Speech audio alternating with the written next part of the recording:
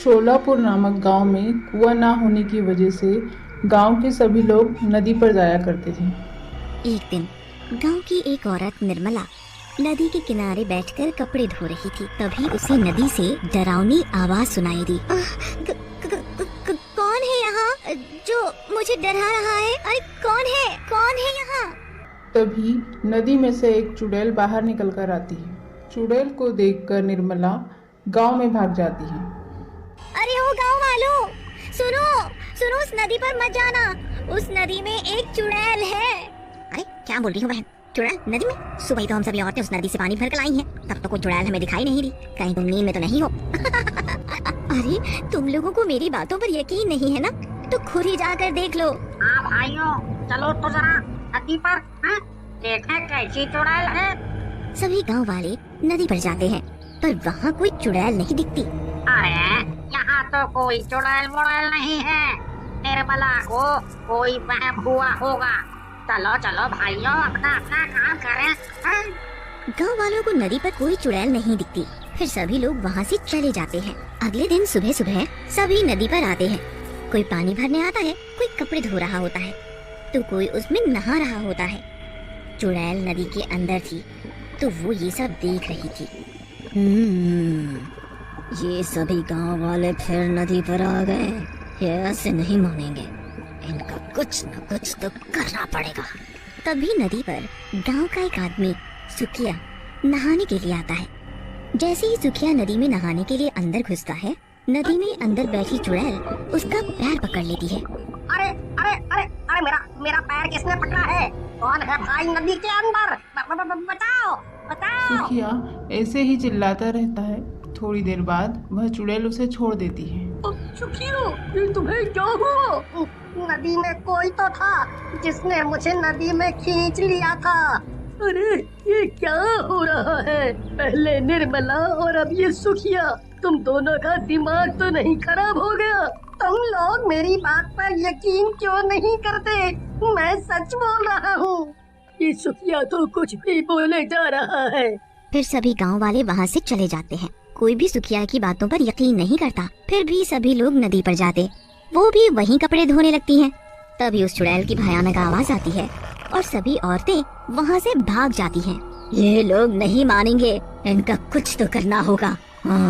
नदी पर जो कचरा पड़ा होता है, वो कचरा उठाकर आधी रात को चुड़ैल गांव वालों के घर पर फेंक आती है। अगली सुबह नासोस का, जिसने मेरे घर पर ये कूड़ा फेंका? अरे कोई है? मेरे घर पे कूड़ा किसने फेंक दिया? देखो जी, किसी ने हमारे घर पर इतना सारा कचरा फेंक दिया है, भला बताओ। वो चुड़ैल फिर से आधी रात को नदी से निकलकर गांव में आती है और अब की नदी से ढेर सारी कीचड़ उठाकर शंकर के घर पर फेंक कर चली जाती है। सुबह होते ही, रानी, ये अजीब सी बदबू कहाँ से आ रही है? ये बदबू शायद बाहर से आ रही हो। दोनों बाहर जाकर देखते हैं तो उनके घर पर ढेर सारी कीचड़ पड़ी होती है। ये कीचड़ किसने डाला मेरे घर पर? इसकी इतनी हिम्मत? क्या हुआ शंकर भाई, क्यों शोर मचा रहे हो?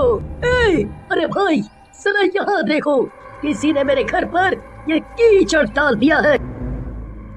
शांत रहो शंकर भाई, किसी ने तुम्हारे साथ मजाक किया होगा। कोई बात नहीं, अभी तो मैं चुप हूँ, और अगली बार ऐसा कुछ हुआ ना तो उसे छोड़ूंगा नहीं। सभी गांव वाले वहां से चले जाते हैं। रात होते ही नदी वाली चुड़ैल फिर से वहां आती है। जब वो चुड़ैल कूड़ा उठाकर लोगों के घरों पर फेंक रही होती है, तभी गांव का एक आदमी किशन लाल अपने घर की खिड़की से उस चुड़ैल को कूड़ा फेंकते हुए देख लेता है। अच्छा, अब पता चला, ये चुड़ैल ही थी जो सभी के घरों पर कूड़ा कचरा डाल जाती है। हद हो गई अब तो। ये रोज रोज कौन कूड़ा कचरा डाल जाता है? कभी किसी के घर तो कभी किसी के। आज उसने मेरे घर पर कूड़ा डाला। ये इतनी हिम्मत, एक बार हाथ लग जाए छोड़ूंगा नहीं उसे। रुको रुको रुको, तुम सभी लोग लड़ना बंद करो। तुम सभी के घरों पर कूड़ा अपने गांव में किसी ने भी नहीं डाला। ये क्या बोल रहे हो तुम? जल्दी बताओ जल्दी। हाँ, बताता हूँ। पहले तुम सब सरपंच जी के घर चलो, वहीं बताऊंगा सब। फिर सभी गांव वाले मिलकर सरपंच जी के पास जाते हैं। क्या बात है, तुम सभी लोग एक साथ यहाँ? सरपंच जी, बात ही कुछ ऐसी है कि सभी को यहाँ आना पड़ा। हाँ हाँ, बोलो ना। सरपंच जी, हमारे गांव में चुड़ैल है जो उस नदी के अंदर से आई थी। देखा, मैंने सच बोला था ना, उस नदी में चुड़ैल ही थी जिसे मैंने देखा था। इसका मतलब जब मैं नदी में नहाने गया था तो उसी चुड़ैल ने मेरे पैर पकड़े होंगे। हाँ हाँ, तुम सभी सही हो। उस नदी में एक चुड़ैल रहती है, मैंने खुद उसे देखा है गांव में। गांव में? हमें तो कभी कोई चुड़ैल दिखाई नहीं दी। फिर किशनलाल रात की पूरी घटना बताता है।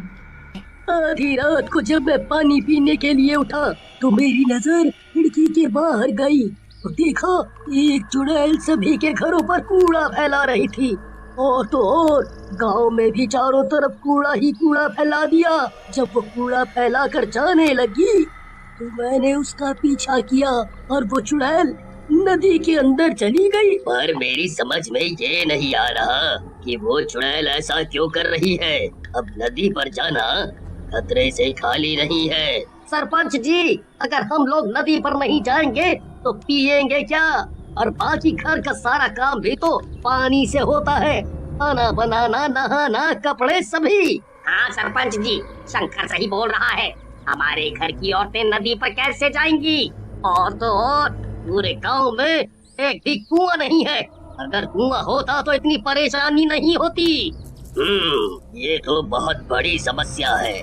मैं सोच रहा था कि किसी तांत्रिक बाबा को बुलाया जाए गांव में, वो ही कुछ कर सकते हैं। गांव वाले तांत्रिक को बुलाकर सारी बात बताते हैं। चिंता मत करो, हम सब ठीक कर लेंगे। तांत्रिक बाबा मंत्र पढ़ते हैं और अपनी पोटली से भभूत निकालकर पूरे गांव में छिड़क देते हैं। सरपंच जी, वो चुड़ैल अब इस गांव में कभी नहीं आएगी। बाबा, गांव में चुड़ैल नहीं आएगी, पर नदी का क्या? हमारे गांव की सभी औरतें नदी से पानी लाती हैं।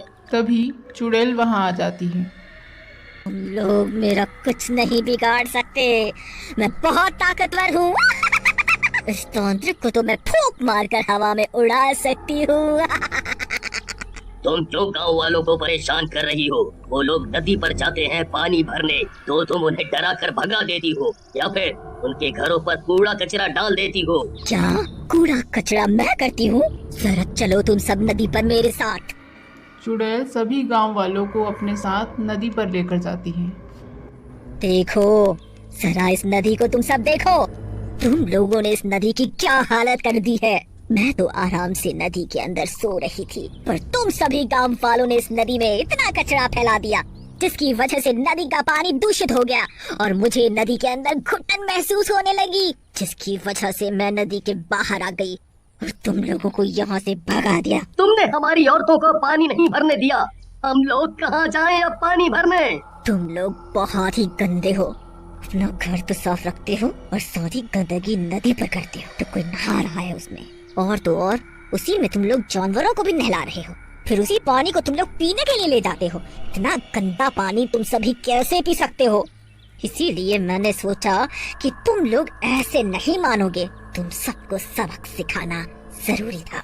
तुम सही बोल रही हो, तुमने हमारी आंखें खोल दी। आज के बाद हम सभी लोग नदी पर गंदगी नहीं करेंगे। हाँ, अगर हम सब नदी पर काम करेंगे तो गंदगी तो होगी ही। इसका हल भी मैं बताती हूँ। सरपंच जी, आप गांव में 2-3 कुएं बनवाएं। गांव में कुएं होंगे तो किसी को भी नदी पर आने की जरूरत नहीं होगी, सारा काम घर पर ही हो जाएगा। तुमने सही कहा, मैं कुएं जरूर बनवाऊंगा। तुम्हारा बहुत बहुत शुक्रिया। फिर सरपंच जी गांव में कई सारे कुएं बनवा देते हैं और वहां चुड़ैल हमेशा के लिए वहां से चली जाती है।